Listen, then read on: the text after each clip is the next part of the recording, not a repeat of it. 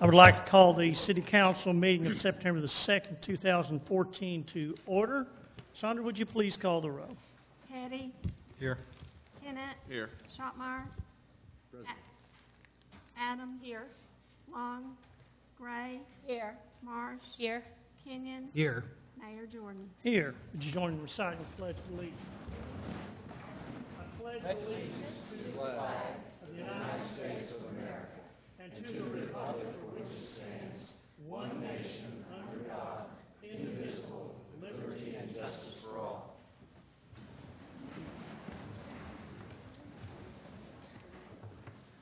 On the first order of business tonight, we have the consent agenda. Number one on the consent agenda, approval of the August 18, 2014 special City Council meeting minutes. Number two, Evans Construction and Remodeling LLC, 1314 South Ellis Avenue.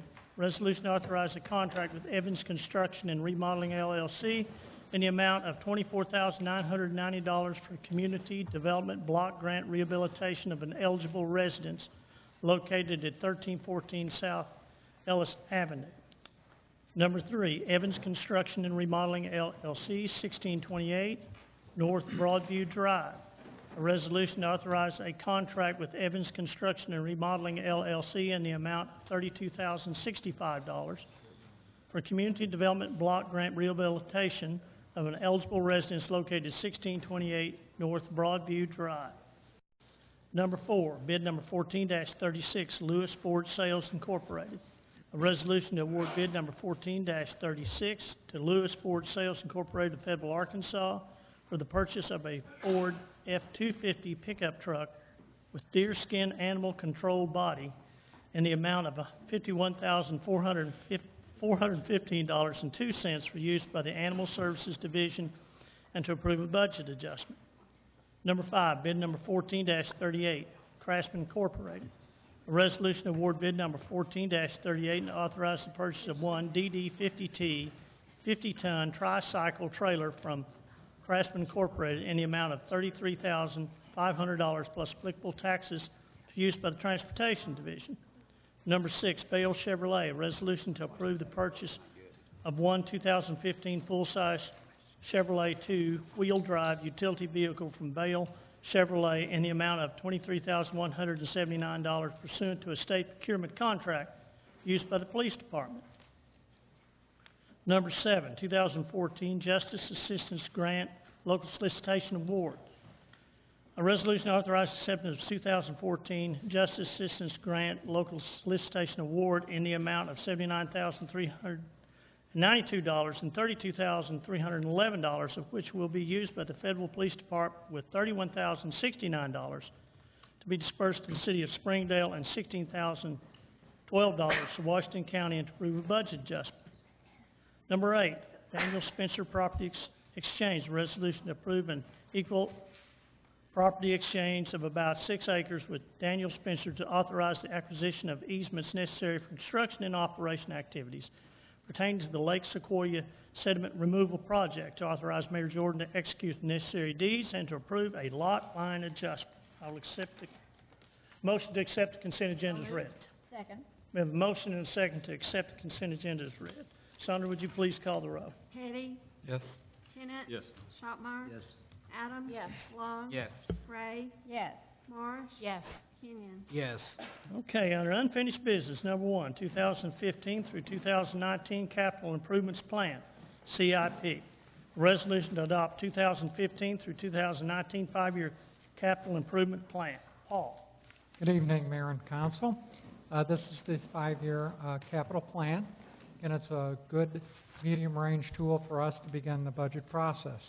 Again, the plan is not an appropriation, it's not a budget, so it doesn't authorize the city to spend anything at this point in time, but it is where we begin the budget process. The 5-year plan is $112 million over the 5-year period. The largest portion of that is water and sewer, which is where we have most of our infrastructure. That's over 35% of the plan. Actually, if we look at the largest three groups for that plan, it would be for vehicles and equipment, or the shop fund, water and sewer, and transportation. That composes about 3/4 of the entire plan. There was an adjustment made from the original presentation. As you'll recall, we approved purchasing additional property for Gully Park at the last meeting. And so the plan was reduced by $700,000 to purchase that property.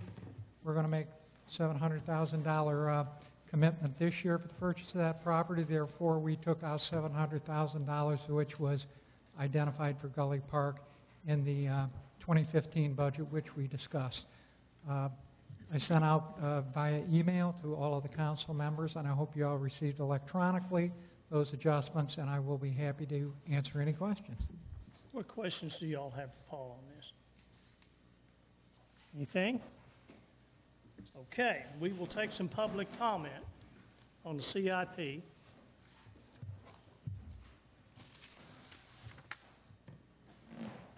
Okay, we will take some public comment on the CIP. Everybody gets one turn at the microphone. Keep your remarks addressed to me, the chair of the committee. Don't engage another council member. Don't engage anybody from the public. And state your name and where you live. Who would like to be first on CIP? See none, bring it back to the council. Okay. Move we pass the resolution. Second. We have a motion and a second to pass the resolution. And that's with the addition that Paul just spoke about and was handed out tonight. Everybody good? All right. All right, any final comments from the council? Sandra, would you please call the roll? Petty, Yes. Tenet. Yes. Shopmire. Yes. Adams. Yes. Long. Yes. Gray. Yes. Marsh. Yes. Kenyon. Yes. Okay, number 2, vacation 14-4780, 1414 South Happy Hollow Road. An ordinance approving vacation 14-4780 submitted by Blue and Associates, property located at 1414 South Happy Hollow Road to vacate existing street right-of-way. It's left on the first reading. I will entertain a motion to go to second reading. So moved. Second. We have a motion and a second to go to the second reading. Sandra, would you please call the roll? Petty, Yes. Tenet. Yes. Shopmire. Yes. Adams. Long. Yes. Gray. Yes. Marsh. Yes. Kenyon. Yes. An ordinance approving VAC 14-4780, submitted by Blue and Associates for property located at 1414 South Happy Hollow Road to vacate existing street right-of-way. Chairman. Nothing new on this, Mayor. This is simply a vacation request at Happy Hollow Road. There's an existing business that would like to expand, and there's excess right-of-way there, well in excess of our master street plan. And so that's the basis of this request. Staff and the Planning Commission are both recommending approval. Okay, any questions for Jeremy on this? Okay. Any public comment on this? Okay. I move we go to the third and final reading. Second. We have a motion and a second to go to the third and final reading. Sandra, would you please call the roll? Petty, Yes. Tenet. Yes. Shopmire. Yes. Adams. Yes. Long. Yes. Gray. Yes. Marsh. Yes. Kenyon. Yes. An ordinance approving VAC 14-4780, submitted by Blue and Associates for property located at 1414 South Happy Hollow Road to vacate an existing street right-of-way. Any final comments from the council? Okay. Sandra, would you please call the roll? Petty, Yes. Tenet. Yes. Shopmire. Yes. Adams. Yes. Long. Yes. Gray. Yes. Marsh. Yes. Kenyon. Yes. Okay, number 3, vacation 14-4777, McConnell and Drake. An ordinance approving vacation 14-4777 submitted by Jorgensen Associates for property located at the southeast corner of McConnell and Drake to vacate an existing street right-of-way and a portion of a utility easement. This was left on the first reading. I will entertain a motion to go to second. So So moved. moved. Have a motion and a second to go to the second reading. Sandra, would- Petty, Yes. Tenet. Yes. Shopmire. Adams. Yes. Long. Yes. Gray. Yes. Marsh. Yes. Kenyon. Yes. An ordinance approving VAC 14-4777, submitted by Jorgensen Associates for property located at the northeast corner of McConnell and Drake to vacate an existing street right-of-way and a portion of a utility easement. Jeremy. Like the last item, this item was simply left on the first reading at the last meeting because of the length of the meeting. The address here, or the property being requested to vacate, is at the corner of Drake and McConnell. west of Garland Avenue. McConnell originally was going to extend north until the expressway or bypass was constructed. I-49 is now, as it's known, and there's no way for this street now to extend any further north. There's a planned development at this property in the future, and so vacating the right-of-way is the first step in their process in order to do that and develop the property. Staff and the Planning Commission also recommended approval of this item. What questions do we have for Jeremy on this from the council? Anything? Okay. Do we have any public comment on this issue? Okay. Bring it back to the council. What's the wishes of the council? Move we go to third and final reading. Second. We have a motion and a second to go to the third and final reading. Sandra, would you please call the roll? Teddy, Yes. Tenet, Yes. Shopmire, Yes. Adams. Yes. Long, Yes. Gray, Yes. Marsh, Yes. Kenyon. Yes. An ordinance approving VAC 14-4777 submitted by Jorgensen and Associates for property located at the northeast corner of McConnell and Drake to vacate an existing street right-of-way and a portion of a utility easement. Any final comments from the council on this? Very good. All right, Sandra, would you please call the roll? Teddy, Yes. Tenet. Yes. Shopmire, Yes. Adams. Yes. Long, Yes. Gray, Yes. Marsh, Yes. Kenyon. Yes. Okay, under new business, number one, RZN 14-4793, southwest corner of North Steele Boulevard and West Joyce Boulevard, CMN Business Park. An ordinance rezoning that property described in rezoning petition RZN 14-4793 for approximately 14.01 acres located at the southwest corner of Steele Boulevard and Joyce Boulevard from C2 Thoroughfare Commercial to C3 Central Commercial. Kip.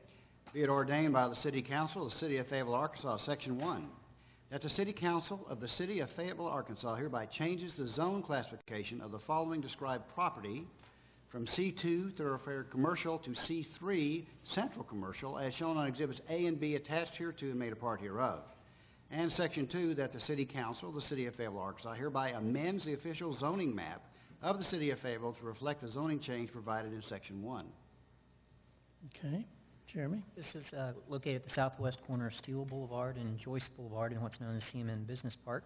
The request is to rezone the property from C2, which is our thoroughfare commercial district and comprises most of CMN Business Park, to C3, which is called Central Commercial. We have Central Commercial. We used to have a lot in downtown before we did the downtown master plan, but it does allow for very similar uses. It allows for the addition of residential uses, but also for the ability for a developer to utilize, not build two zones, but 5-foot front setbacks. So allows the building to be closer to the street as opposed to set back far off the street and 50-foot setbacks, which the C2 district requires.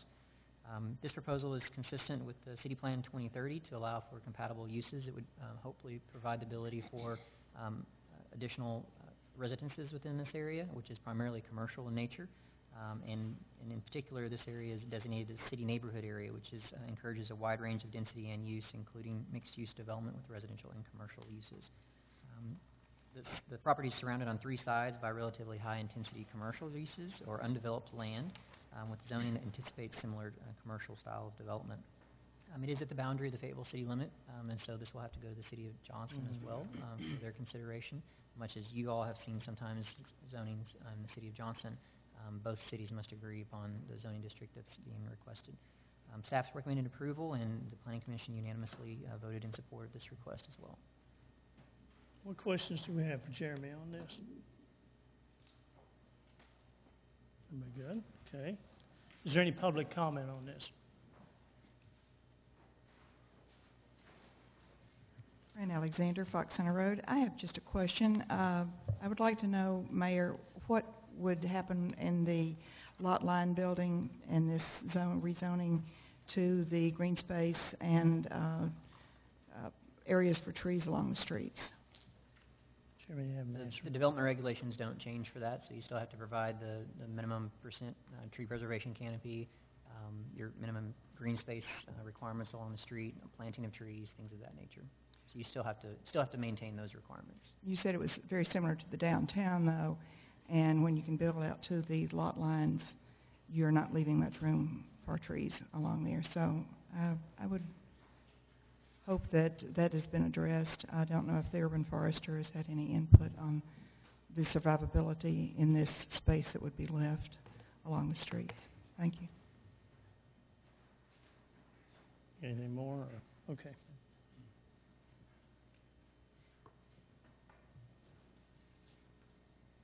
We look into that, Fran.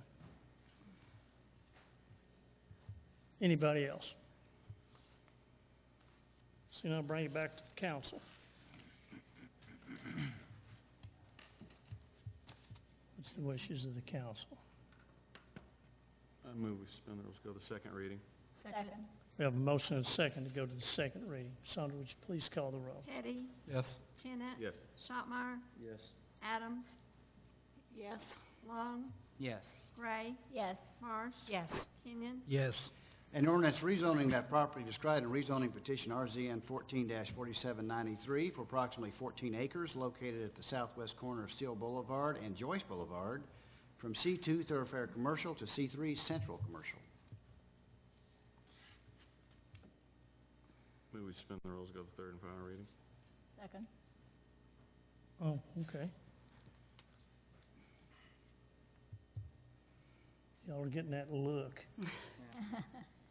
Jeremy, can I ask you a question Yeah, about go what ahead. Fran said? Could you talk about that a little bit? I don't know how to ask the question, but could you help me to understand what? I think the question is related to ability for planting of trees. This is a site I think is entirely devoid of any trees currently. It's right across from the Malco, so it was developed with CMN Business Park.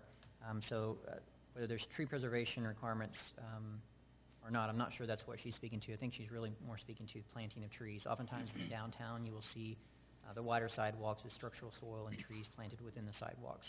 Ms. Alexander has expressed concern about that in the past. This is not really that specific type of development. This requires the green space along the sidewalk between buildings and sidewalk. It does allow for diminished setbacks, but it's not exactly like the downtown. So it's not a build-to line where you can build right up to the property line. It still does have building setbacks with the zoning. It's also not a build-to zone, so the flexibility there for the urban forester to work with the developer remains there as part of the ordinance. Go ahead. Oh, I'm sorry. No, Go ahead. that's okay. Go ahead. No, I just have a comment. Go ahead. I was just going to tell you. So when it comes to you, we don't have specific, we don't have specific tree guidelines on this, we do? Sure. Yeah, it's part of our Still gonna be the whole. part of our okay. chapter 177 tree preservation ordinance, and 172, which is our parking lot Okay, landscape that's what I was requirements. trying to see if All this those is- are nothing's exempted from the. That's correct. All these are still in place for this site. Okay, thank you. And I walked down there to it because some businesses are in the, I think it's One Steel Plaza or whatever that is, it's down from it. And there's really no, I think he said there's nothing there right now, tree-wise. And so anything that goes in there will have to Okay. follow the rules about, Gotta follow. There's no exemption whatsoever with. from what I understand, there's not. I think actually a developer will improve that compared to what's there now. I mean, I'm fine with, if you want to wait and see it or whatever, but I went out there and looked at it just because I thought there's nothing really here, and as long as they have to follow the rules that are in place now, which they will, but, I mean, I'm not even sure. Yeah, that, okay. Alan, Miss Alexander, Fran, could I ask you a question? Did Jeremy's comments address what you were interested in specifically? I want to make sure that we cover it. I think that the main thing is just to see it on paper. We've had a lot of tree plans for crowded areas that are really not conducive to true tree survival. And that's the reason I asked whether the urban forester had looked at this and addressed whether or not this ordinance would hurt or make it more difficult. A lot of the times planting in structural soil is really a last-ditch effort. It's sort of like what we've got along College Avenue, and it calls for heavy maintenance and water plumbing. And I'm just concerned that out there, if we're planting new trees, we have a habit in this town of planting trees in the summer which is the worst possible thing to do, because people want their, occupancy, certification to go ahead and move in, and so they have to get their landscaping in. And I'm just concerned about the big picture in developing something brand new. If it has no trees to preserve, at least let's don't kill the ones we put in.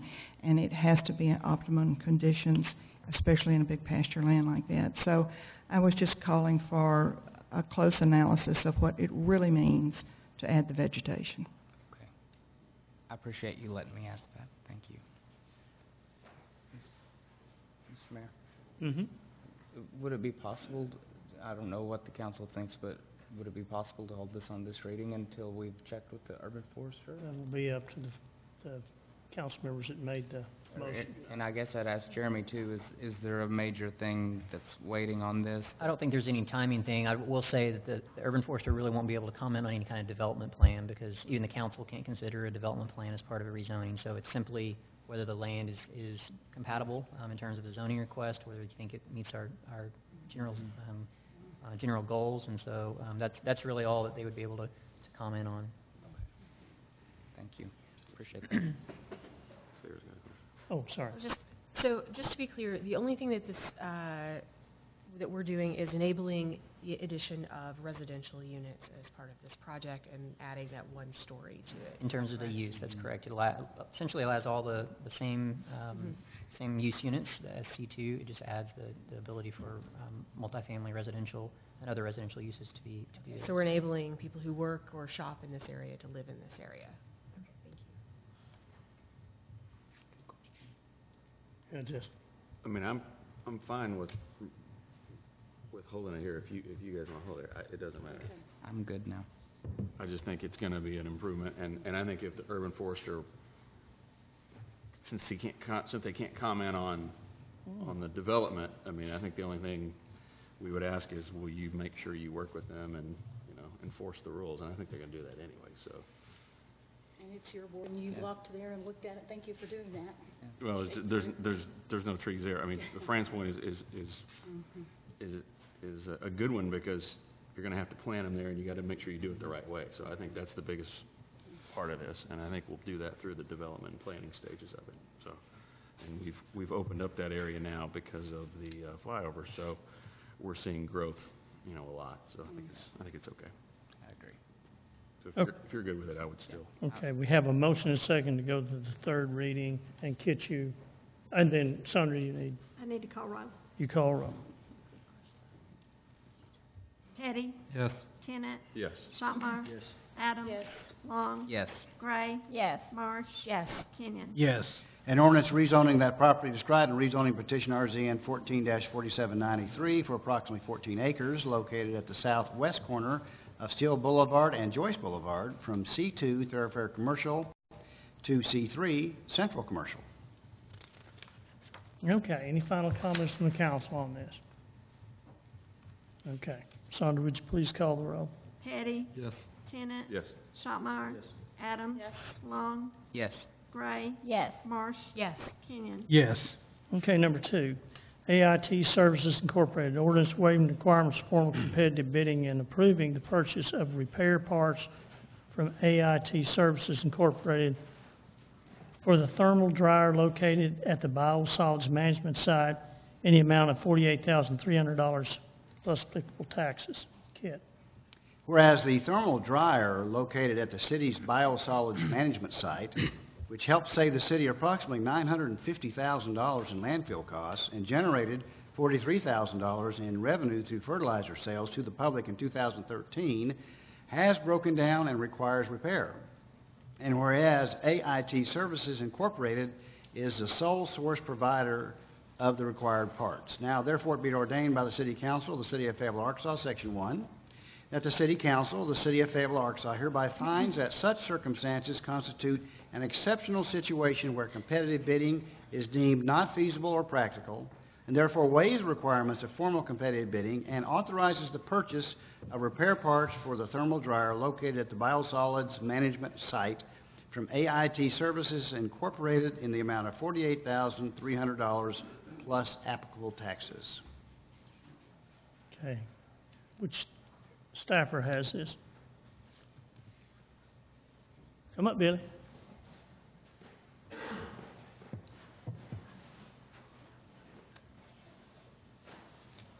Mayor and council. This particular unit is very large. The bearing in question is exceptionally large, something I've never seen anything quite like, and supports about 30,000 pounds when it's full and operating. The unit is still functional, but it is cracked and will break. It's just a matter of time. As you can tell from looking at these things, the lead time on purchasing a part is 4.5 months. We want to go ahead and order the part so that we can get it coming and hope that it lasts until that. It should. We're nursing it along, and I think it'll be fine. But we feel it prudent to purchase the equipment and be able to make the repair. What questions do we have for Billy on this? Mark, went through your committee.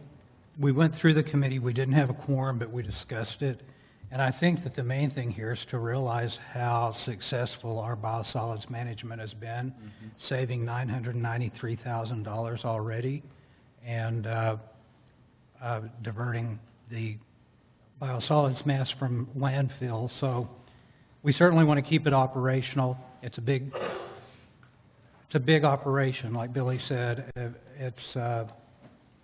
It's impressive if you go and look at it, but it's costly to operate, but what we're saving is more than paying for it. So I think this is something that the city of Fayetteville can be very proud of, and an investment of $43,000 so we don't have any lag time is important at this time. Okay. Rhonda, you had And I was some... just gonna say, I'm not on the committee, but thank you, Billy. I remember when Sarah Lewis was explaining some of this to us, and you were too, and thank you very much. I'm glad it's been so successful. I'm glad it was part of the vote to get this going. Good job. Did you have some? Mayor, I was just going to comment. I think the key factor in this is a 4.5-month lead time. Yes.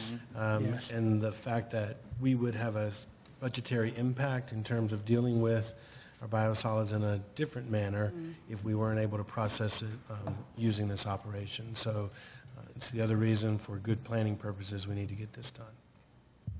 Okay. Any other questions from the council at all? Okay. Any public comment on this? See none, I'll bring it back to the council. What's the wishes of the council? Move we suspend the rules and go to the second reading. Second? We have a motion and a second to go to the second reading. Sandra, would you please call the roll? Hetty, Yes. Tenet, Yes. Shopmire, Yes. Adams, Yes. Long, Yes. Gray, Yes. Marsh, Yes. Kenyon. Yes. An ordinance waiving the requirements of formal competitive bidding and approving the purchase of repair parts from AIT Services Incorporated for the thermal dryer located at the biosolids management site in the amount of $48,300 plus applicable taxes. Move we suspend the rules and go to the third reading. Second? We have a motion and a second to go to the third and final reading. Sandra, would you please call the roll? Hetty, Yes. Tenet, Yes. Shopmire, Yes. Adams, Yes. Long, Yes. Gray, Yes. Marsh, Yes. Kenyon. Yes. An ordinance waiving the requirements of formal competitive bidding and approving the purchase of repair parts from AIT Services Incorporated for the thermal dryer located at the biosolids management site in the amount of $48,300 plus applicable taxes. Okay, any final comments from the council? All right. Sandra, would you please call the roll? Hetty, Yes. Tenet, Yes. Shopmire, Yes. Adams, Yes. Long, Yes. Gray, Yes. Marsh, Yes. Kenyon. Yes. Okay, number 3. Botanical Garden Society of the Ozarks Incorporated, resolution to approve Botanical Garden land lease agreement with Botanical Garden Society of the Ozarks Incorporated. Brian, I believe you have this.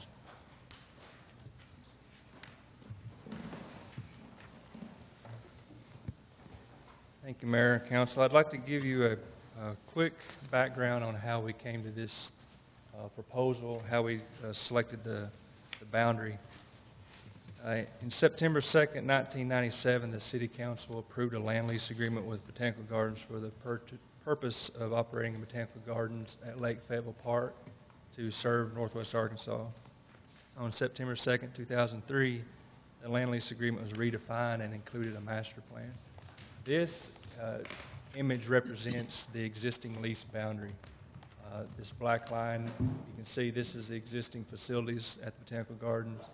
It extends from Highway 265 along the south border of Lake Fayetteville property to this line, which is almost to Veterans Park.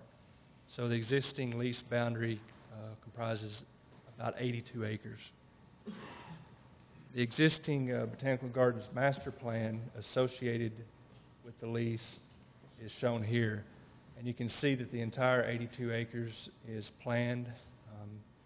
The plans farther to the west are a little less intensive, but yet they are all planned for the entire 82 acres. In 2012, Botanical Gardens approached city staff asking to revise the lease and the current master plan. The initial proposal that they brought the city returned about half of the lease area to the city. They also asked to completely remove the trail from the lease boundary, and they also had a boundary or a barrier that extended to the edge of the lake. So you can see here, this is the existing proposal brought to us by the Botanical Garden that had the nature trail shown on the south side of the asphalt trail, which is shown here on the black line. The X's represent sort of their fee area where they charge admission, and so the fee area had a fence or a boundary surrounding it. You can see here the barrier went to the lake's edge. So we started getting public comment on the initial proposal, and we established a stakeholder group at Lake Fayetteville that consisted of groups, organizations that had a vested interest in Lake Fayetteville, that included the Fayetteville Natural Heritage Association, the Ozark Off-Road Cyclists, the Lake Fayetteville Watershed Association, the Audubon Society, and the Environmental Studies Center. As we were getting public comment, the Botanical Gardens revised their proposal and gave us an ulterior proposal. This map is a little busy, but I wanted to show it to you just to give you an idea of the process that we went through. This map, you can sort of see the darker shaded area, and then this, you can see a hashed orange line along this area. That's the existing nature trail. So their proposal was that the boundary would go to the existing nature trail, which in some areas left 10 to 15 feet between the nature trail and the lake, other areas 20 to 30 feet. Then in this area, they proposed that the nature trail would be rerouted to this yellow line shown here on the map, which goes within less than 100 feet of the lake. So we showed this proposal to the stakeholder meetings, stakeholder group, and they had comments that centered on three areas. One was the nature trail location. They did not want the nature trail, first of all, to be relocated south of the boundary. They also did not want the nature trail located this close to the lake. The other area of concern was a wildlife buffer. Because the barrier would go right up to the nature trail and it left such a short distance between the barrier and the lake, there was concern that wildlife movement would be interfered with when you're putting humans and wildlife in such a narrow area over such a distance from this area. So there was concern that deer and other wildlife that are on the south side of Fayetteville could not go through to the north side without going around onto the highway. The other area of concern was this area of the lake represents a shallow cove where it was noted that migratory waterfowl feed in this area, nest in this area. It's just a rich area for wildlife. So there was concern that moving the trail this close to the lake would disturb that area and the wildlife. So we got comments. We asked each stakeholder group to give us comments on the proposal and to give us their recommendation on what to do to correct the proposal. We also got written comments from urban game biologists with the Arkansas Game and Fish Commission who gave us input on how wide he felt like the wildlife corridor needed to be. The Botanical Gardens asked city staff to come up with a proposal for the boundary. And so city staff came up with a proposal to put the boundary where you see the red line. Some of the comments that we got from the stakeholders group, in particular from the Audubon Society, Joe Neal, and from the Watershed, or from the Environmental Studies Center, suggested that perhaps we compromise and we flatten out the W, and by W I mean the shape of the existing nature trail versus the proposed nature trail. So essentially we split the difference and locate the trail in the middle.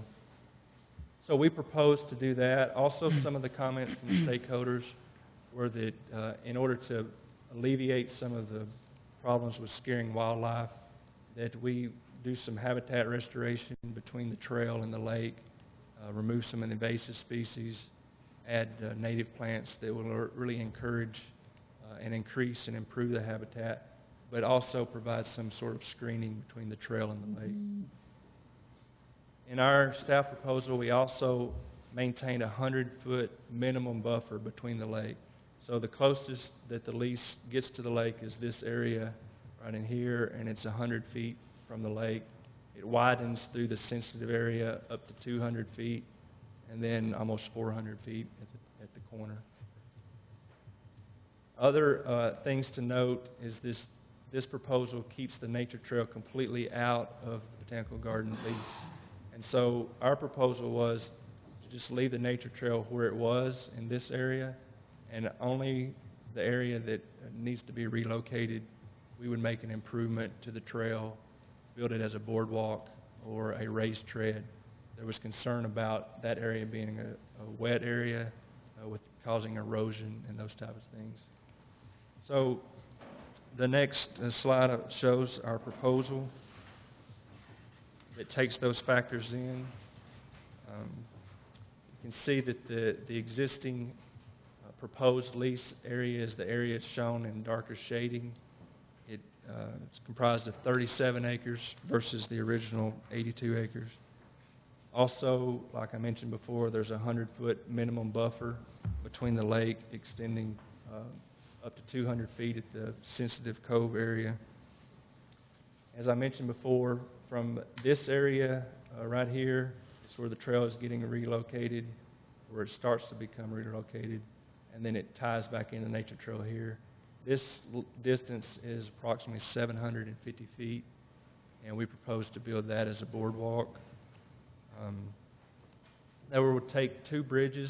This little creek tributary is called Hilton Creek, and this little tributary is the old Butterfield Trail. This, from bank to bank, is approximately 25 feet, and this is approximately 15 feet. So we propose to build the boardwalk of treated lumber and use pole bridges over the creek area using Eagle Scout projects, which we've had good success with in the past. And in fact, at Lake Fayetteville property, we built a 300-foot boardwalk doing the same type of thing. There has been concern about whether or not the Corps would allow this type of work in this area. Allison Jumper, our park plan superintendent, and I called the Corps last week. We told them the project that we had, the area, and just asked for the process. Nothing in that conversation or nothing in our past experience with the city, with our city engineer and our trail coordinator in building trails, do we think this project would not be approved by the Corps. We would have to submit it to them for a jurisdiction to see what areas they have jurisdiction over. We've just kind of been assuming they would have jurisdiction over the whole area, and we would need to build a boardwalk over the whole area. And so that's why we based our figures on 750 feet. Using the same materials that we built past boardwalks with, utilizing Eagle Scouts, treated lumber, telephone poles, we estimate that around $20,000 would be required to be spent to build that section of boardwalk. A couple other areas just to note on the proposed master plan. This does include a parking lot that's part of the 2015 CIP that would be built just for trail users. It also includes a non-fee area, this little hatched area. The Botanical Gardens asked to keep kind of undeveloped buffer area between them and the park property, and so this area would not be a fee area, so it would not require a barrier, so there would not be any impeded access to that area.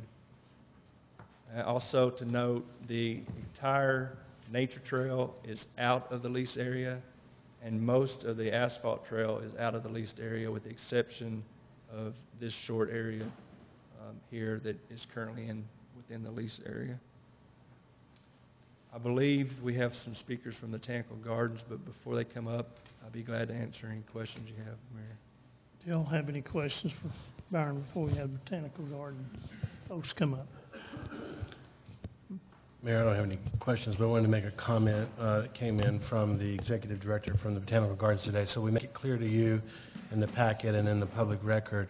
The entry that Byron pointed out in terms of the new to be constructed trail parking area is not limited just to trail access. It is garden access, secondary garden access into expanded areas, and cannot be limited by either organization to cut it off from the other. So it is fully item, and I think on the master plan, it even designates that as a additional garden entrance.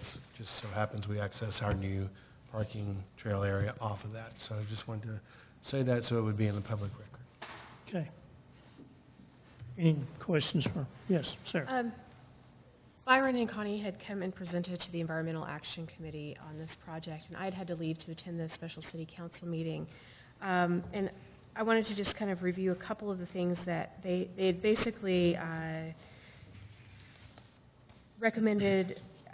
Well, I'm not sure, but I'm hoping that you can help me elaborate on what was decided. But they had decided to recommend that we look at the environmental impact, the cost burden to ensure that it's adequately distributed among the stakeholders, that educational opportunities are fully developed, and the highest trail usability is incorporated into the trail relocation and boardwalk construction. Do you have anything to add to that or elaborate on? I believe that was the motion of the Environmental Action Committee, and I think that we're addressing those things. I'm not sure about the suggestion about the cost burden of the boardwalk. We were assuming the cost burden would be the cities because the trail is located within the, if this lease boundary is approved, the trail will be completely within on the city's property, out of the lease. We do want to make a comment too, though, that the city and the trail users have had the benefit of a bridge crossing that has been funded by the Botanical Gardens Association, not by the city, for the current crossing. And so in essence, we've deferred that cost for the entire time that we've had the use of that. We don't feel it's a safe operation to utilize equipment crossing for that area, which is the other reason that it's being recommended that we do it. And to be fair, I think in the mayor's office, one of the primary concerns that we've heard is the concern that the new crossing be established before the old crossing is vacated and in the fee-restricted area. And that's something that we believe that we can work with the members of the garden to ensure it takes place so that we don't lose any access around the lake. Anything else? All right, thank you, Brian. Now, would the Botanical Garden like to have their speakers come forward? Good evening, Robert.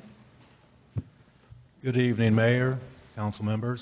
My name is Robert Rhodes, and I'm a partner with the law firm of Hall Estel, located here in Fayetteville, Arkansas. And I am going to introduce a couple of our board members from the Botanical Garden. I represent the Botanical Gardens, and I'm going to represent a couple, or I'm going to bring forward a couple of our board members. But before I do that, let me give you a little history. Some of you probably will remember this, and some may not. But early on, I was a supporter of the Botanical Garden, and then when I got on city council, I supported them, and I think I introduced some ordinances that benefited them. So that's sort of my background for those of you that don't know.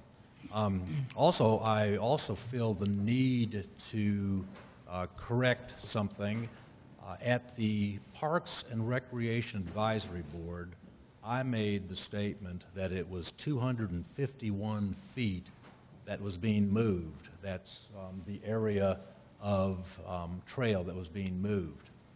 I have learned today that I was wrong.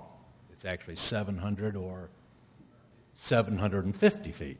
And I just want to make sure that that you understood that that was my error. It was not the garden's error, and so I apologize for that.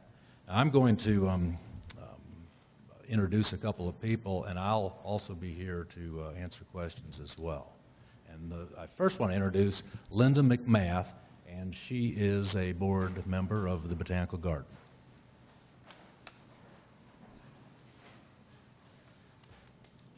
Good evening.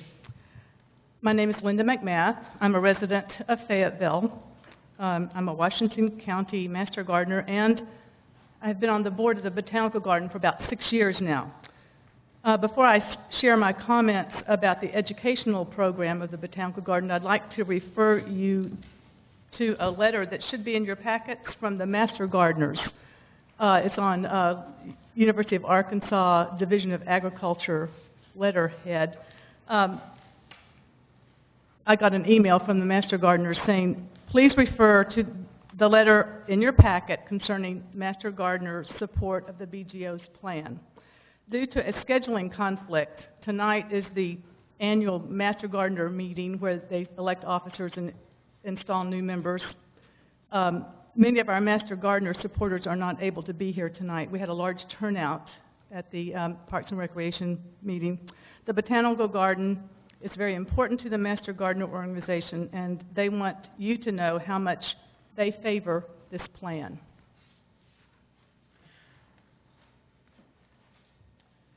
As the co-chair of the Education Committee, I want to take this opportunity to share with you how the master plan supports the educational mission of the garden. A botanical garden is different than a public park in several ways. One of the most obvious is reflected in its mission of education. A city park is a wonderful place for relaxation and enjoyment of nature. So is a botanical garden. But a botanical garden goes beyond an open space solely dedicated to the enjoyment of the outdoors. A botanical garden's mission includes educating its guests about horticulture, conservation of natural resources, and the connection of plants and the food we eat. Knowledge of the relationship of the outdoors and plants and their connection to our daily lives is integral to a botanical garden's mission. At the BGO, you see weddings, funerals, garden parties, free concerts, and family-focused fun events like the recent Firefly Fling, which was created in collaboration with Crystal Bridges, the Amazium, and Hobbs State Park. 3,200 people attended this event in July. The Walker Foundation support for many arts and entertainment activities at the garden makes events like this possible. During the holiday season, thanks to Ozark Electric and Bank of America, we host the Gardenland Express for kids and for the young at heart, people who enjoy model trains, hot chocolate, and barrel train rides. The Jingle Jog is a 5K race which we hold during the holiday season. It's a fun way to stay in shape and have fun on a cold winter day. These fun events and many more like them at the Botanical Garden bring our communities together and add to our enjoyment of the outdoors and nature. But I'm here tonight to describe the educational programs of the BGO and show how they relate to the master plan you're voting to accept tonight.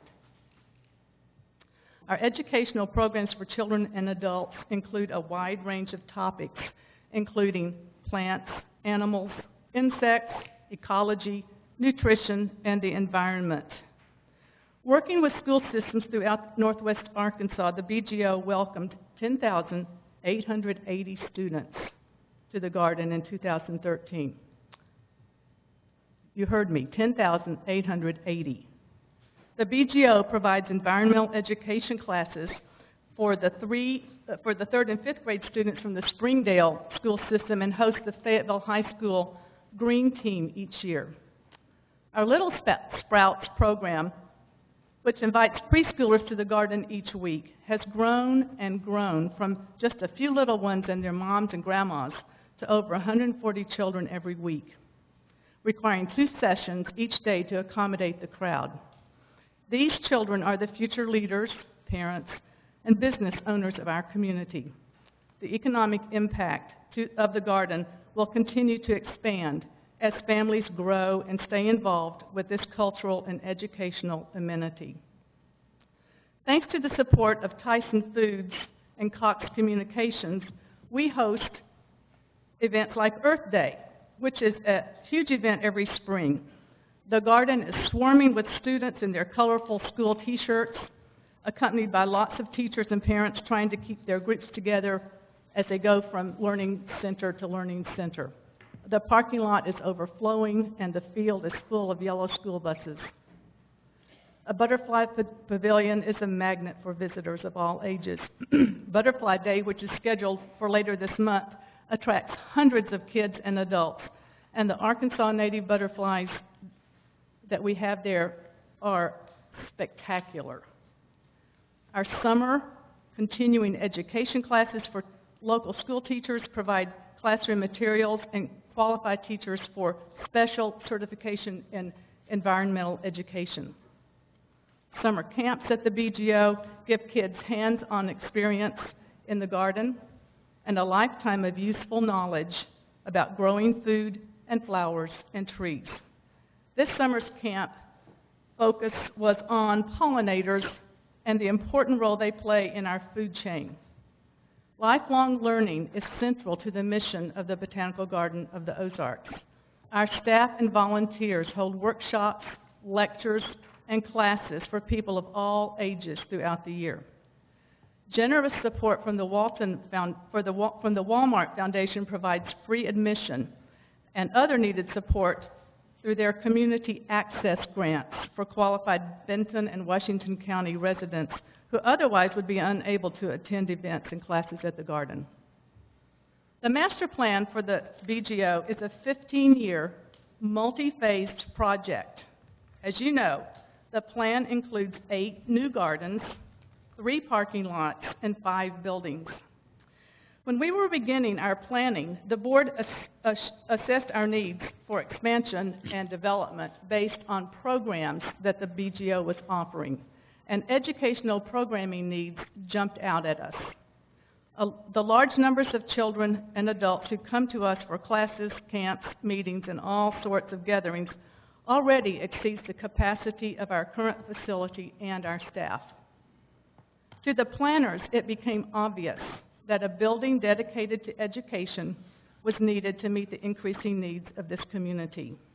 One that provided shelter from the elements, flexible classroom space, lab-type rooms for those messy and wet activities that take place in any horticulture classroom, restrooms, small and large gathering places, additional office space, bus parking, a place to eat lunch, and easy access to the outdoors. The list goes on and on. Having a building dedicated to education and the specific gardens that support it became the focus for phase 1 of this master plan. We visited Garvin Woodland Gardens in Hot Springs and the Powell Gardens in Kansas City to see their education buildings and to learn things to include in our planning and things to avoid. We came away with a good sense of how a master plan could support the educational mission of our garden. As we worked with architect David McKee in designing an education building, the idea emerged that the focus of the project should be to expand the design a building that included a visitor center, a gift shop, a conservatory to house and display plants throughout the winter, indoor and outdoor classroom space, and demonstration kitchen that could be used with school groups as we implement the Field to Fork curriculum. This multi-purpose facility could also host adult gatherings. The Field to Fork garden one of the 9 gardens included in the master plan, will be adjacent to the education building, allowing students hands-on access to it. Students will plant, grow, harvest, cook, and eat food from that garden. Teaching today's students where food comes from and how to grow and prepare nutritious food is essential if we are to ensure a healthy future for our world. The master plan you see tonight supports the education role of the garden. It also expands the cultural and the economic impact of the garden on a vibrant community like Northwest Arkansas for generations to come. As families continue to enjoy the cultural connections, environmental resources, and the beauty it provides. I speak for the Board of Directors this evening when I say we appreciate the support of the City Council and the citizens of Northwest Arkansas as we go forward with growing the garden. Thank you. Thank you, Lynn. Now I'm going to bring up Bill Schwab. He is a sociology professor at the University of Arkansas and also a board member of the Garden. Thank you, Robert. I haven't been able to look at the audience. How many are here to support the Garden? Thank you. I'm Bill Schwab. I'm a community sociologist. I came to Northwest Arkansas to join the faculty here in 1976, so I guess I call myself Northwest Arkansas. I'm a community sociologist, I mentioned before, and I've been asking myself, why is Fayetteville such a remarkable place? And I think the answer is pretty clear. Fayetteville has a sense of place. And that sense of place, in large part, came about because of decades of decisions that you have made as a council that have been made in the common good of all of our residents, and has had a profound impact upon our quality of life. That's why we have been recognized as one of the top 10 places to live in the United States, and why just a few weeks ago we were ranked as the 4th best college town in the nation. So what are some of those decisions? I think the first and clearest one is just a few feet from the front door of City Hall. It's our public square. It defines who we are. And on Saturday during the farmers market, I don't think we find a better place in the United States. I have gone to virtually 90% of all of the markets over the last 30 years.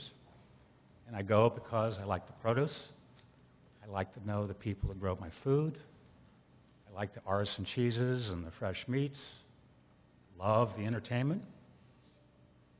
Most importantly, I go to the square not so much for that stuff, but rather to meet people I normally don't see during day-to-day life.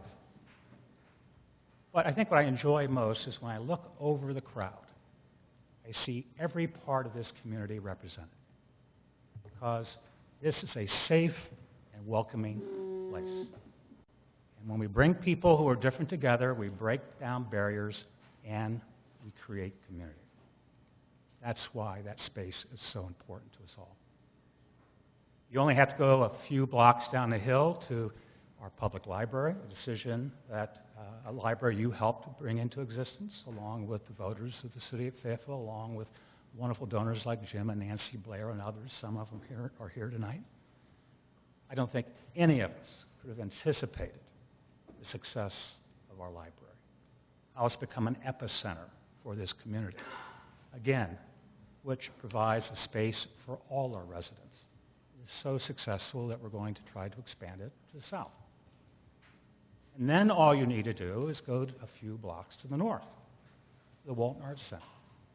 And I remember well, 25 years ago, when the city and the university came together, their leadership, and said, we need an arts center.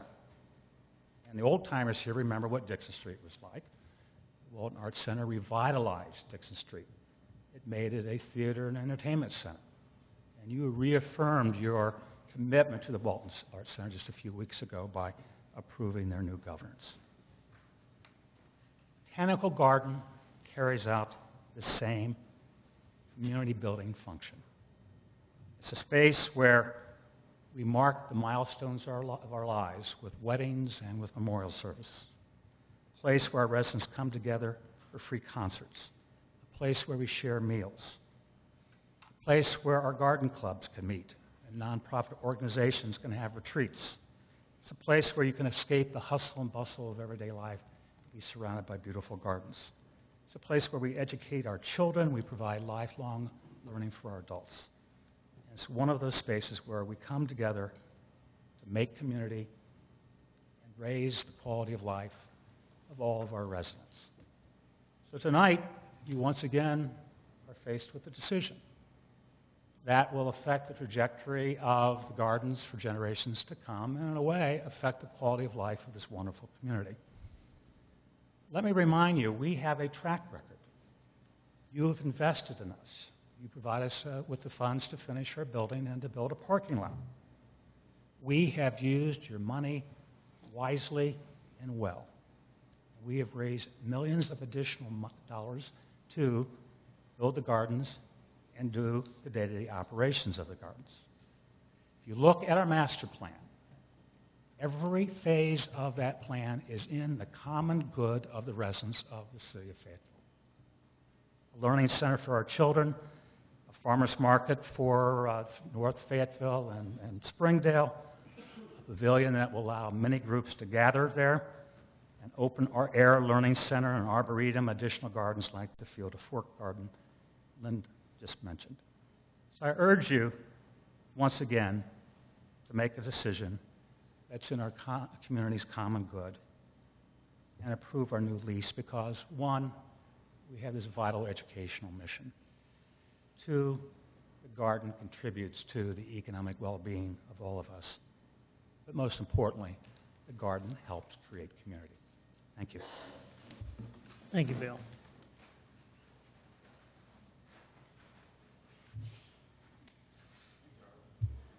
If I may, let me walk you through a lease-by-lease comparison. The lease from 2003 versus the lease that is before you now to approve. The term with options included for the 2003 lease would go to 2103. The new lease would be 2100, pretty much the same. The lease premises goes from 80-plus acres to, I forget, I think it's 45 acres less. In other words, the city gets back 45 acres of parkland, wooded parkland. Trails, free public access in non-fee areas of leased premises, stays the same. Unlimited free public access to the hard and soft trails that go past or through the new lease premises. Parking, free parking with lots of access for public trail users. That was the old lease. New lease, same. As far as the existing parking lot that's already there, plus the city's going to build a new lot in the southeast corner, as you've already heard, and that's for trail users. Master plan, the original lease in 2003, it was a plan for development, and now the master plan is still a plan for development, but it goes to the year 2028, and it's a detailed as-built of what's already been built.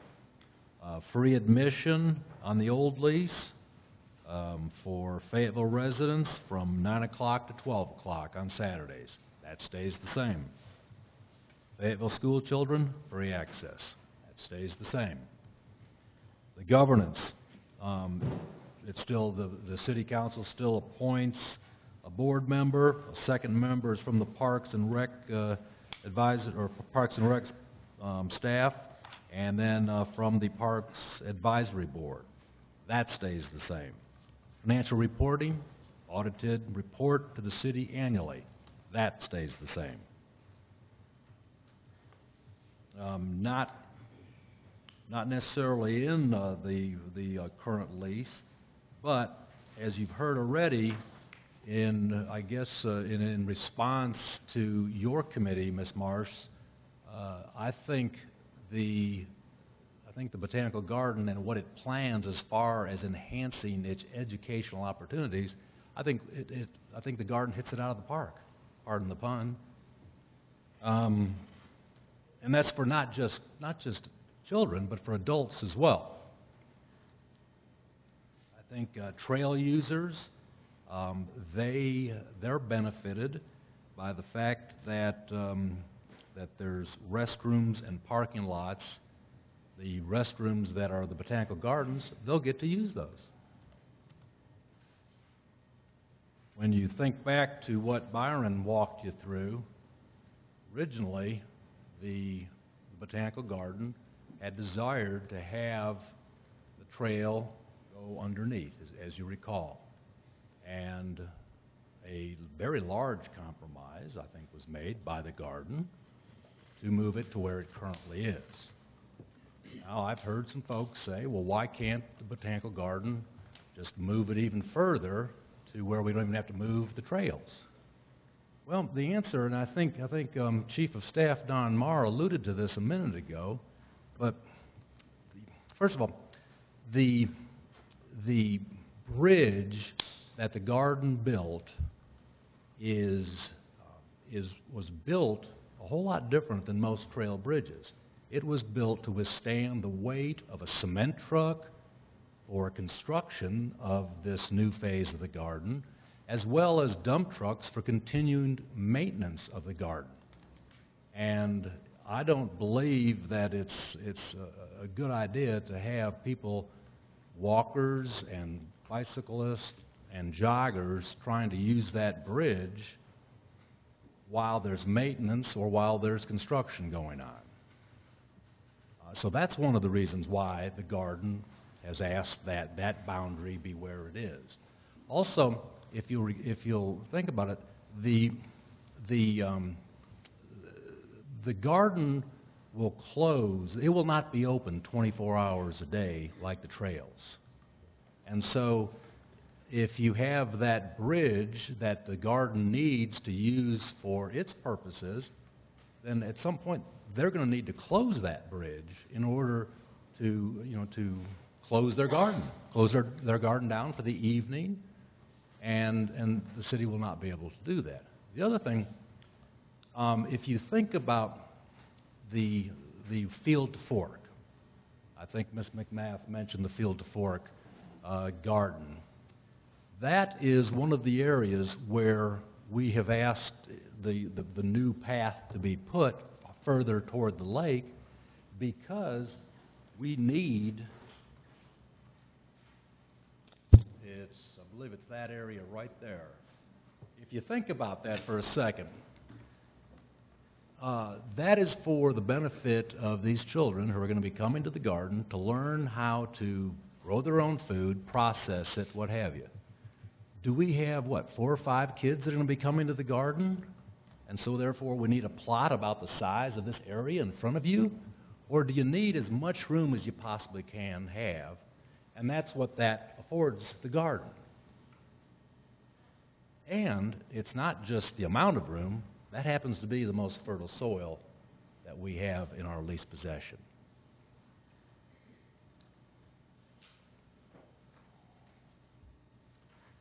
With that, I will take any questions, either now or later. Does the council have any questions for any of the speakers, presenters? Are they good?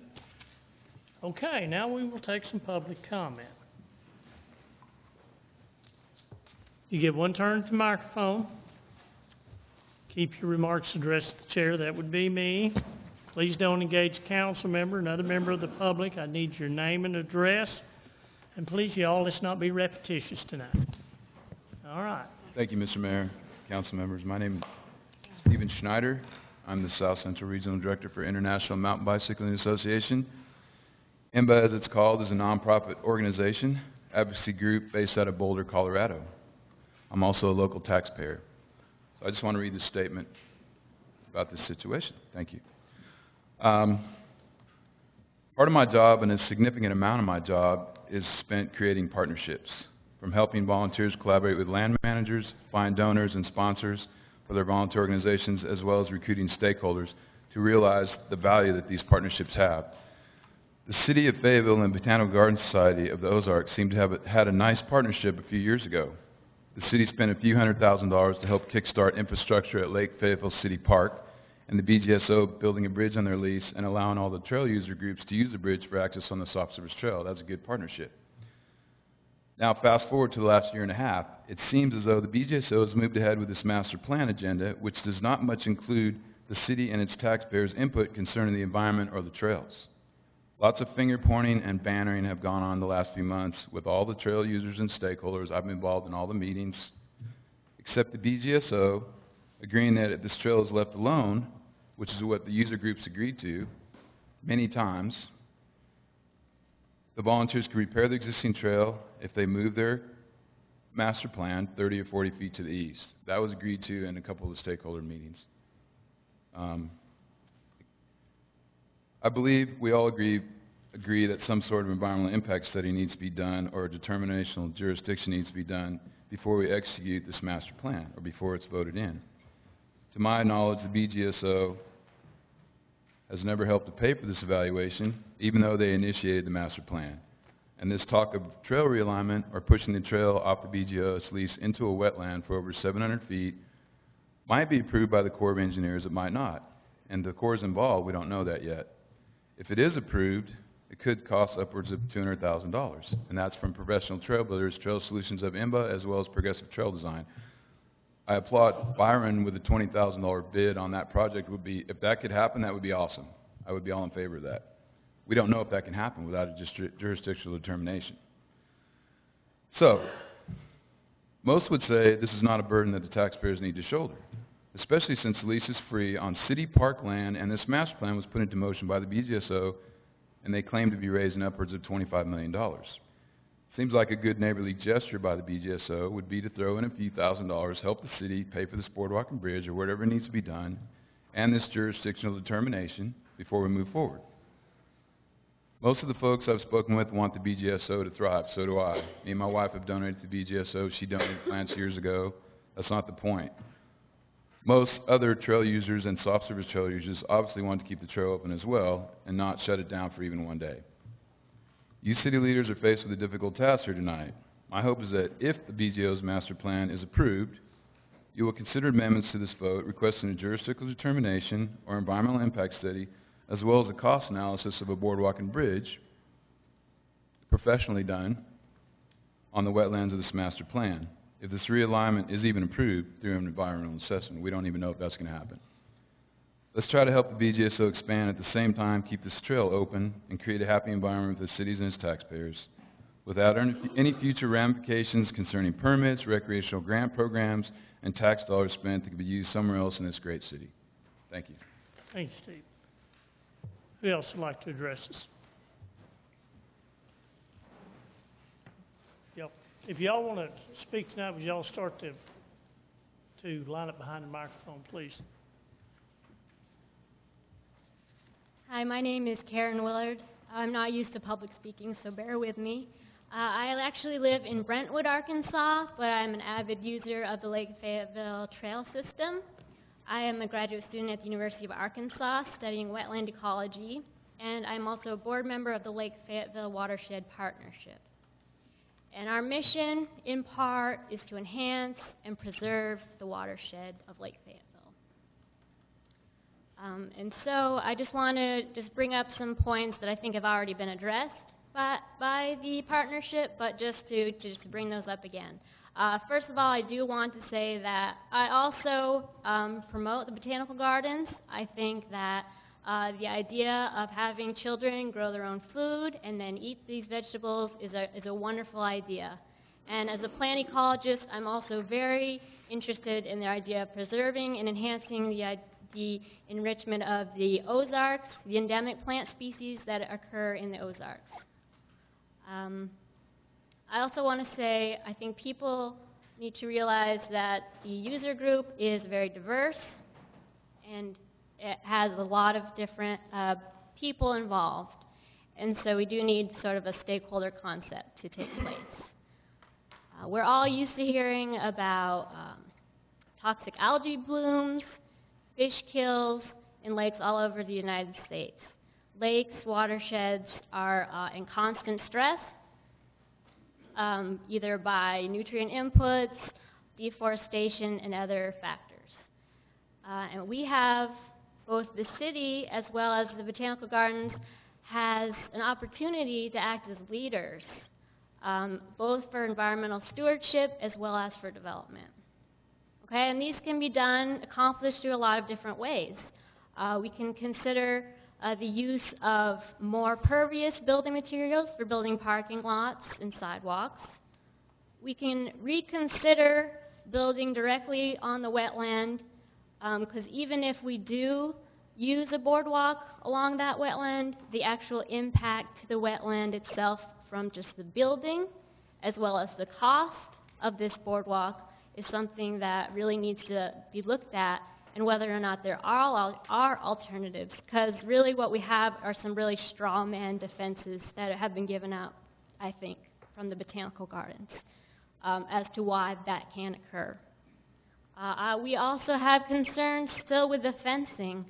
It seems that although there is a corridor that has been expanded, wildlife do not always use corridors. There's been numerous studies showing corridors that go over highways and other systems. They just don't always work. So that's one consideration as well.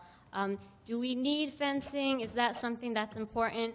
And I understand that it probably is for their fees, but maybe there's a compromise there in some way. So I think as the Botanical Gardens moves forward, they not only need to consider these and other building issues for the good of the environment, which is one of their main mission statements, is to promote environmental awareness and education, but also just to use these other tools like impervious building material as an educational tool in itself to show that they are being actual stewards of the environment. So thank you for your time. I appreciate you hearing what I have to say. Thank you. Does anyone else now want to speak? Would you start to line up, please? Mr. Mayor, City Council members, my name is Doug McKinney. I'm a 12-year resident of Fayetteville, excuse me, and I'm the leader of an 1,100-member biking group called Northwest Arkansas Hiking. And like our friends at the OORC, we take advantage of hundreds and hundreds of miles of trails all over Northwest Arkansas. And as a user of soft trails, reroutes to accommodate growth and change are the norm, not the exception.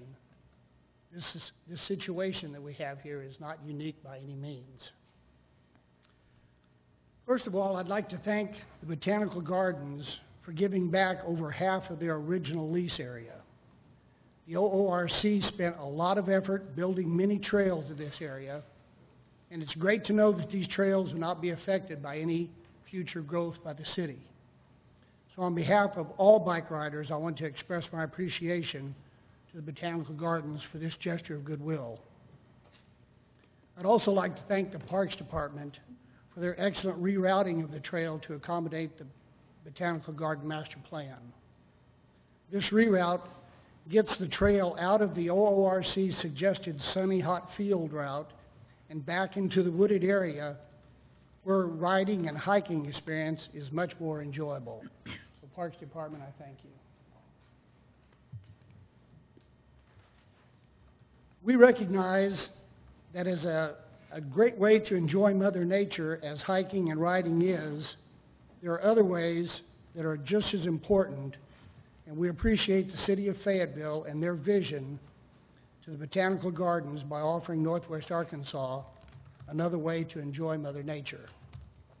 We also recognize that this relationship between the City of Fayetteville and Botanical Gardens has not only brought another source of beauty to our community, but also millions of dollars of revenue. Again, thank you to the City of Fayetteville for your vision. I'd also like to point out that as a user of soft trails, we have about 6 miles of trails around Lake Fayetteville, and I'm sad that even a few people object to moving such a small percentage of that for such a worthy reason. We have scores and scores of miles, of trail miles in the city of Fayetteville. We have hundreds and hundreds of miles of trails to ride in northwest Arkansas. But this area we're talking about is the only place on this planet that the Botanical Garden has to expand. And they're only asking to expand into an area that was already in their original lease. I would like to urge you, as council members, to vote for Fayetteville tonight and to approve the Botanical Garden Master Plan. Also like to thank you for your work a couple of weeks ago. Thank you, Dick. Hello, my name is Chuck Maxwell. I'm part of the Parks and Rec Advisory Board. I'm also the Trails Coordinator for the Ozark Off-Road Cyclists. First and foremost, I'd like to present y'all with IMBA from a World Summit. Fayetteville was recognized as a Bronze Ride Center. So what that means to us is that the city is now recognized within the international mountain biking community as a place to come and ride. Part of that is specifically due to this trail as a beginner rider's trail system. So if y'all would like. Thank you very much.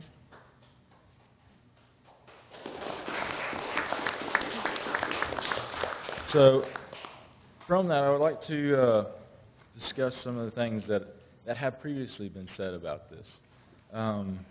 In the original lease agreement, it was stated by Ms. Porter that the existing trail, which is basically a walking trail, everyone is in agreement that it will be left as a walking trail, and then that the new trail would be a multi-purpose use trail. So initially, Ms. Porter, the founder of the BGSO, the president, and then the original executive director, stated initially, when this came to you guys, that trail was going to be left as is. Okay? Byron, do you mind showing the current bridge that is in place? If you go out and stand on that bridge and look to the east, you'll see the original bridge that was built by Boy Scouts that the BGSO is now using inside their lease. That was taken away from us. This trail went across that lease and has been continually pushed further and further towards this wetland. Always, one of the big things has been trying to maintain this out of that area. Secondly, I'd like to point out in that same communication, Kevin Crossan, Public Works Director, stated that society would have a competitive advantage by having contractual clause allowing them to ask for capital improvement funds, reducing the pool of funds.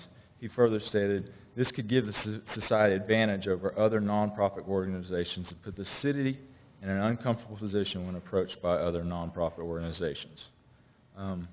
Further, he states that at this point, a 50-year lease, while a lot of things may be understood right now, just 25 years from now, things could be interpreted in a dramatically different way. And I think that's part of some of what has happened. Again, founder stated that the trail would be left as is and always part of the Botanical Garden. Walt has stated several times that he wants to be a good neighbor, but he has walked away. Let's not get into hitting folks from the Okay. public. Stay on top. Yes, sir. But walked away from each of the meetings.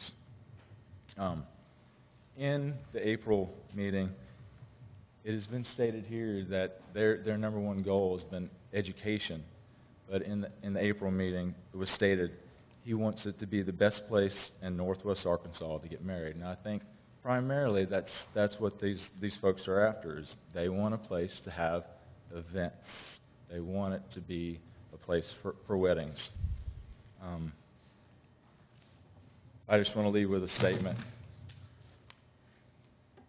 I believe the citizens of our community deserve first and foremost priority access to Lake Fayetteville and its natural resources. that includes improvements to the original soft surface trail system. The updated trail should follow best practice in sustainability trail without incurring additional expenses to the citizen in order to satisfy the BGSO. I'm disappointed in the BGSO's response to the whole process and believe the BGSO missed a great opportunity by not listening to the user groups, finding a way to incorporate the trail system into greater connection with the garden, and only following a monolithic, exclusionary view of BGSO's master plan, never recognizing that they are guests on public land. Preferentially, I would like to see the BGSO reconceptualize this master plan with the citizens' use and the natural environment best interests as priorities in the BGSO's master plan of our park, bringing us closer instead of dividing us. Thank you. Thank you. Hello, I'm David Orr, and I'm here tonight to speak on behalf of water quality and protection of the natural and native plant communities and the wildlife that utilize this park area. It's a very special place. I'm pleased to see that there is now a watershed association that has taken this area under its care. In the last year, as there's been construction on the highway there, I have repeatedly contacted the state highway department and the DEQ about violations of water quality. This is an area that's particularly of concern to me. When I look at this plan here, I see development.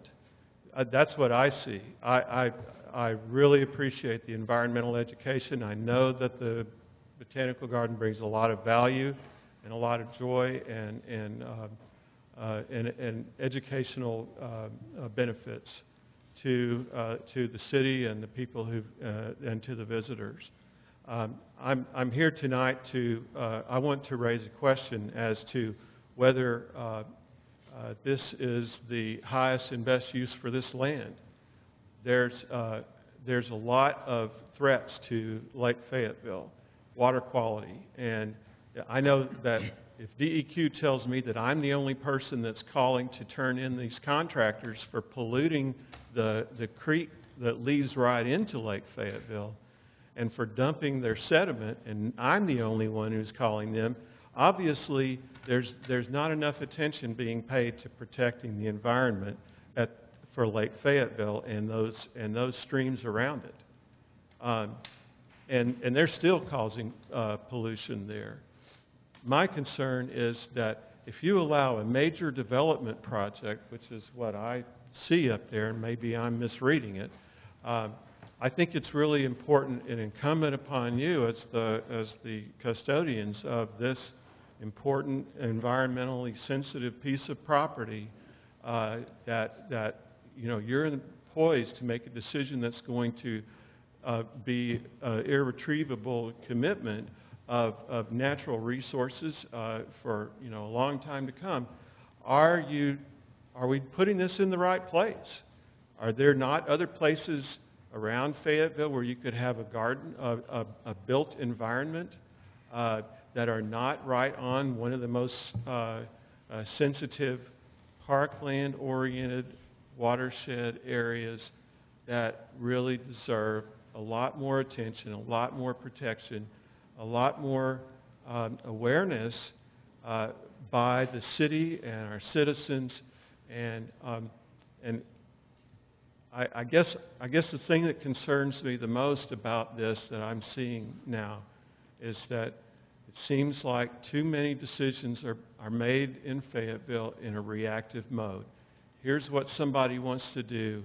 They come to the city council and says, we'd like to do this, and then the council reacts to it, rather than there having been a proactive process on the front end that identifies land years, it's water under the Highway 265 bridge, so to speak, at this point. But I would like to see the council address questions like this into the future in a way where you're actually looking at what are the likely requests that we're going to be having for use of our parkland. What are the possible ways that we could handle this in a way that's not reactive? Right now, it looks like to me, as someone who hasn't followed this closely, like many of the previous commenters, that there's a group of people who are very well-meaning and are doing great services for the community, and I'm totally behind that. But I think that their agenda is driven in part by the fact that they're already there. So when they want to expand, they want to expand on the land that is currently sensitive, environmentally sensitive landscape. Does it really make sense for us to just say that, well, because that's the easiest thing for the botanical gardens to do, that's what we should do? And if you're going to do, and please, if nothing else, if you decide to endorse this and allow this to go forward, please think about where is the other undeveloped land that's environmentally sensitive, that's going to be along a major important stream that has a lot of wildlife value. That where are the other places like that in the city parks and parks land inventory that you're going to dedicate it permanently to preserve it? So I would ask you, I beseech you, that if you do approve this tonight, that you make a commitment to the residents of this city and to the future generations, that if you're going to allow development of this amount of parkland, that you're going to simultaneously commit to preservation in a natural state of, let's say, twice that many acres that is not currently protected. Thank you. Thank you. Mr. Mayor, if I could. Yes. David, David. if I could, I just wanted to point something out to you because I didn't know if you knew that, but the Botanical Gardens actually does have to follow our streamside protection ordinance in Fayetteville. I didn't know if you were aware of that or not. Oh, I understand that, but it looks like to me that they're talking about a lot of construction, and the streamside protection ordinance, just for the record, is a very narrowly defined ordinance that really does not even address these landscape level alterations and conversion of land from a relatively wild condition to a manicured and developed parking lots. You know, that's the kind of thing that I wish that the streamside protection ordinance did. You know, that's a topic for another discussion. The other thing I was going to tell you is you did mention the construction along 265, and we as a council did send a resolution last year to the Arkansas Highway Commission requesting that they follow our water quality standards. And I was the one who brought that to you, Right. and I really appreciate that y'all did that, and that meant a lot, and it means a lot, and I think you're probably the only city council in the history of Arkansas that has ever asked the State Highway Department to follow environmental laws. And right on. You guys are great. And so all I'm asking is that let's protect our undeveloped land as much as we provide for the needs of folks who want and need more facilities like what's being proposed here. Thank you.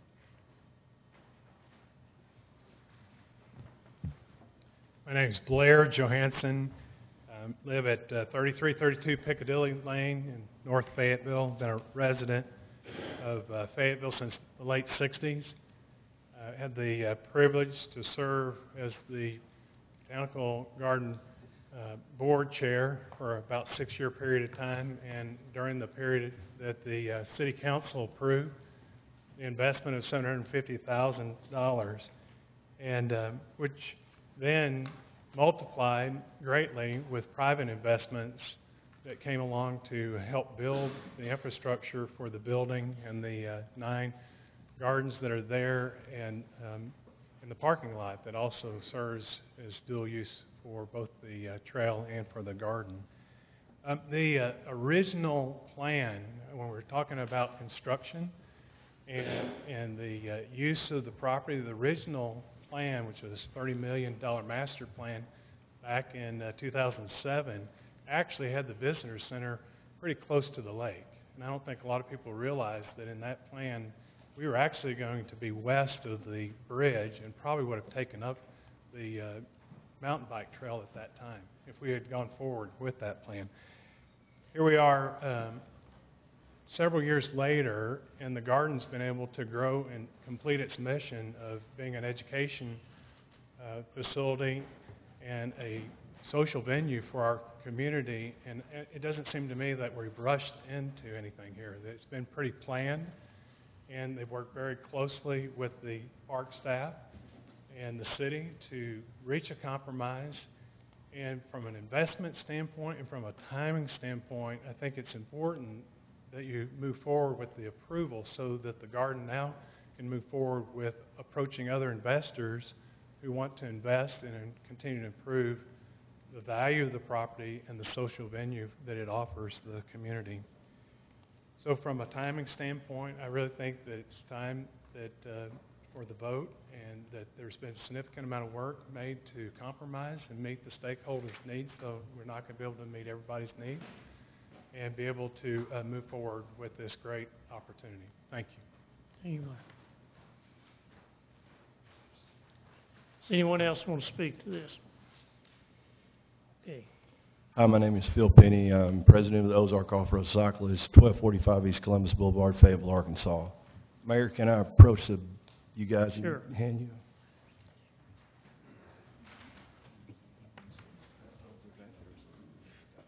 Why don't you give it to the clerk and she'll just...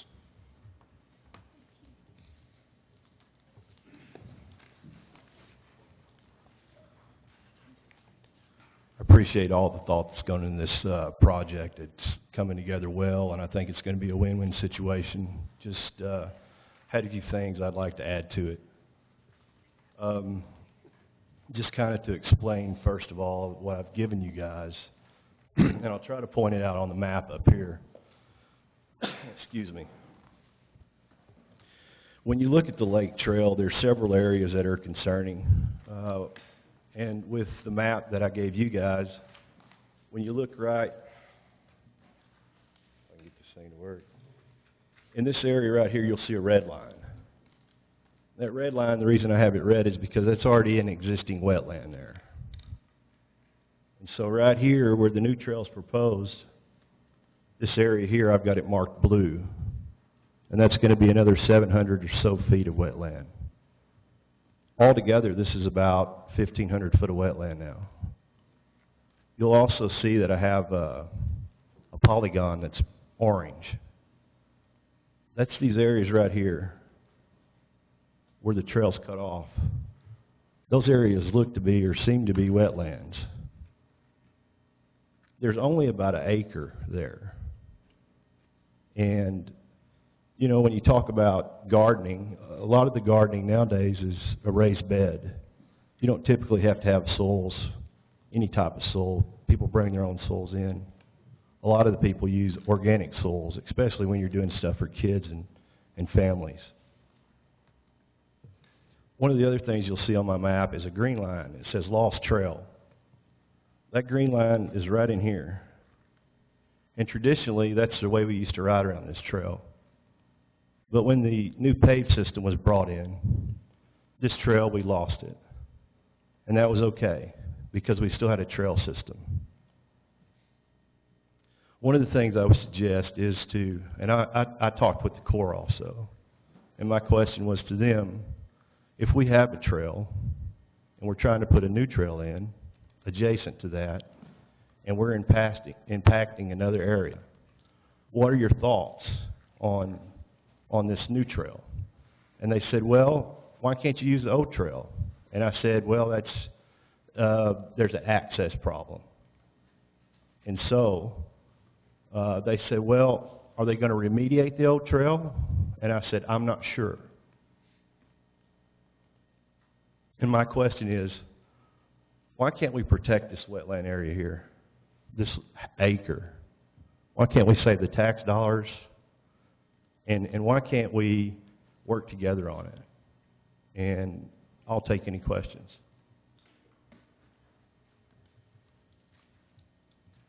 Did staff have somebody go out and look at the area? Yes, right. Okay, who was it?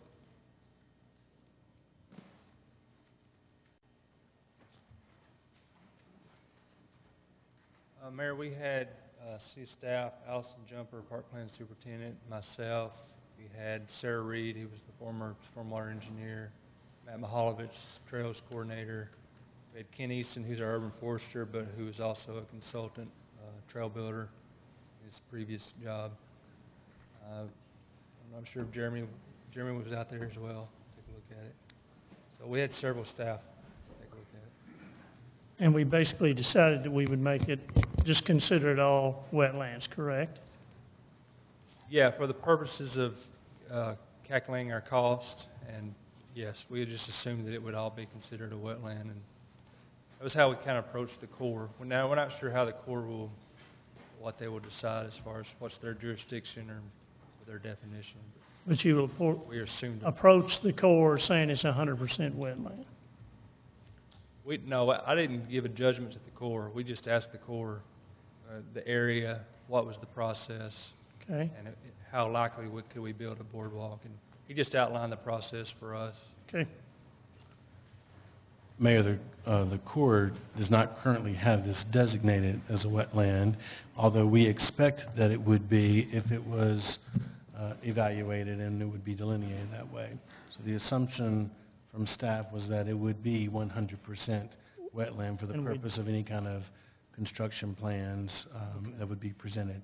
Okay. Secondly, in the observation of the engineering staff, the trails staff, and the parks planning staff, it was determined that some of the current impact in this area through bike riding was actually damaging to this area, and we should be considering construction plans that took that into account, regardless of relocation or not, because parts of this trail, particularly in this area that's red on there, were rutted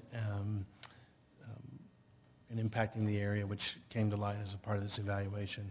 We also had the Arkansas, Connie can correct me, but Arkansas Game and Fish came because one of the items that was brought up was the wildlife corridor and the aquatic life impact of any kind of relocation.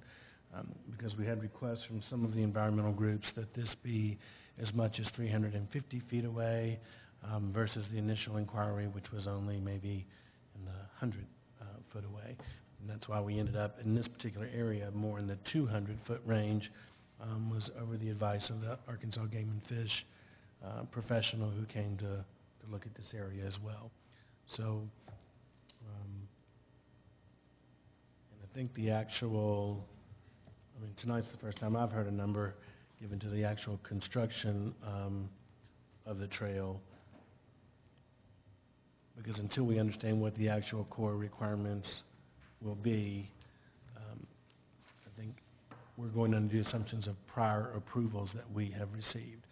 We also build in wetlands. We have an application today for Clabber Creek, and so if we and have submitted a plan for that, and so we have very close conversation with the Corps on these projects. And I do believe that both Allison and Byron were guided that they did not anticipate a significant issue in the construction of this area once the city presents plans. So what you remember? Right, Byron? One last thing I'd like to say, I'd like to see it approved. But one of the things I would add to the approval is in this area here, let the Corps make its judgment. Give them the lease, but be able to let the Corps make their judgment if they're going to approve that area or not, but pass it. Okay. All right, anybody else? Okay, we'll bring it back to the council.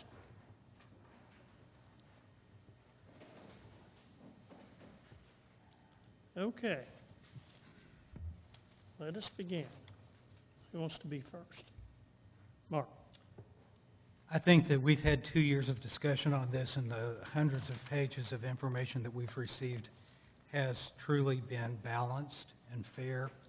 We've seen opinions on both sides that are very valid, and I understand the concern that both sides have. I do think that there has been a very transparent and open discussion in the community regarding this project, and unfortunately, when there's compromise involved, there can be the appearance that no one is happy. But that might be the nature of compromise. But on the other hand, there has been compromise as we've moved forward and looked into this that has been presented to the City Council this evening. I feel confident that we can move forward with this evening with the reams, literally reams of information that we have received regarding this proposal on both sides and looking at a balanced decision. I do think that there is a true and earnest consideration for the environment, the impact on the environment that we have on the lake. I think that there is a true and earnest consideration in protecting the water quality. I think that there are checks and balances in place right now that will allow us to move forward and move forward with caution, that also accept this as it's presented this evening so that we can be assured that what we're doing in the future will not impact negatively the water quality or in the environment here in this area of Lake Fayetteville, which is an important body of water, both in the heritage of our city and in the fact that it is our secondary water source in case we need it. The information that we received from outside government agencies such as the Arkansas Wildlife, I think have led me to believe that we are moving forward responsibly. The additional information we have received internally from our staff, I think has also, and it's been reviewed with caution and with balance, convinced me that we have the opportunity to accept this proposal and to support the mission and the goal of the Botanical Garden.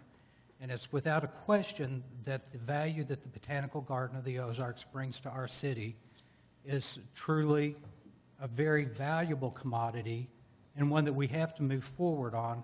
So I will be supporting this evening, but I want everyone to know that it wasn't taken lightly, that there was a lot of evaluation and a lot of concern, but I do think that we have a balanced compromise that's been presented to us this evening. Okay, who else? Nobody got any comments? All right. I was going to be brief. I'd just repeat what Mark said. I'll also try to be brief. I've been to the New York Botanical Garden, which was founded by the same person who founded our botanical garden. Or maybe it wasn't the founder, he's the chief horticulturist up there. It's absolutely stunning to see that garden. Ours is a lot younger than that. But I think one day it could be as impressive if we support it and we have a vision for it. Now, even though I recognize the potential of it, the first time we had Elise come forward some time ago, I was one of the first people to be against it. That was the proposal that was a wholesale relocation of the trail to the pavement. And I was against it as soon as I saw it. Well, like Mark said, I think this is an important compromise. I remember some of the early days of the Lake Fayetteville Trail, before it was in its current location. And, honestly, some of that stuff needed to be moved because we've learned a lot about how to handle erosion and how to build trails in wetlands since we built the very first route. And I can remember some of the really negative impacts that were happening in the gullies and on the hillsides before we really had the knowledge that we have today. And by saying that, what I mean to say is that we have such an impressive group of volunteers because they've been working on this thing for so long. I don't think that, I really think that they stand out in the nation in terms of what they're able to accomplish. And I hope that this decision won't discourage them from continuing to put that same amount of effort into it. That said, I think a boardwalk could be an attraction in its own right. It may not be ideal for mountain bikers, but the walkers might like it more. There might be other user groups who like it more. It might be easier for people who have a hard time walking to get out there on this section and get close to the water. I could see me taking walks more often on that section of the trail if there was something that was a little addition, like a boardwalk. So I know compromise doesn't make everybody happy, but I'm going to support it because of the vision of the garden and because I think that it may actually end up better in the long run, even for all the users of the trails. Okay, anybody else? Mayor, just like a shout out to Walt Tylers. He didn't speak tonight, but some of us took off work and went out and met with Walt early, a year or more ago, and looked at a lot of the materials that he had prepared and his dream and vision. And so we didn't hear from him tonight, but thank you, Walt, for your work on this and for helping to educate us on the vision that you had for the garden. Okay, Mayor? Yes, Della. Another volunteer who's given so many hours of work is Dr. Gerald Klingelman. I would like to recognize him and his great gifts that he's given us at Botanical Gardens. I will be supporting this. I believe in this garden. Over the years that I've lived here, it's been so fun to watch it grow, and each addition has just been very exciting. And for our children of Fayetteville to have unlimited access, I think is a big plus, a wonderful, wonderful thing for them. I can hardly wait for the butterfly day. I know it's going to be exciting. So I will certainly be supporting this. I also appreciated hearing from all the folks who might have some other plan that they would rather, but I hope that this compromise will be something that all of us can live with and live with happily. Thank you. Anybody else? Yes, Alan. Well, I'd like to say thank you to everyone who came to the table and actually participated in the process. It was a compromise, and not everyone has had their goals met, but I think that our city staff and our mayor's office and our city attorney's office and most of the aldermen have met with a lot of people, and I think a lot of work went into this, and it might not be perfect for everyone, but I think it will be beneficial to the city in the long run. And I'd like to make a motion to pass the resolution. Second. We have a motion second to pass the resolution. Before everybody stops here, I want to thank Connie and Byron and Allison. I want to thank my chief of staff, Don Marr and Kit Williams, Paul Becker. They've worked really hard on this. Robert, I want to thank you. Walt, I want to thank you. I want to thank ORC, environmentalists. Now, this is not perfect, but this had went on for 2 years, and it was time for it to end. And it was time for it to come to the council where you all can make decisions on this. So 3 months ago, I said we're going to take it to the council. And it was a lot of hard work on everybody, and I do appreciate everybody's participation. I have long since been a supporter of the Botanical Gardens. It is truly one of the crown jewels of this city, and I will always support the Botanical Garden. I also support the off-roads bicyclists, and I support the environmental community. So this was not easy. This was not perfect. But this is what we've got, and I think we can work with this. So, thank all of you that worked on this. I hope I didn't leave anybody out. All right. If there's not any other comments, Sandra, would you please call the roll? Teddy? Yes. Tenet? Yes. Shopmire? Adams? Yes.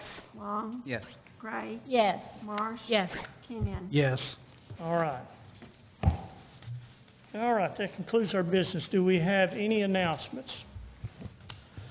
Yes, Mayor, we got a couple of announcements. We did. First, we have some, with sadness, reporting to you the Scott Huddleston, our former Information Technology Director for the City of Fayetteville and a long-term employee of the city, battled a long-time illness and lost that battle this weekend. His funeral services will be on Thursday at 2 p.m., and you've been invited by the family, and a section is being held for city employees and elected officials if you choose to attend. We express our sympathy and condolences to the family, and Scott was extremely loved here at the city, so wanted to make you aware of that. This week, on Thursday, we have our Festival event that is in partnership with the First Thursday event.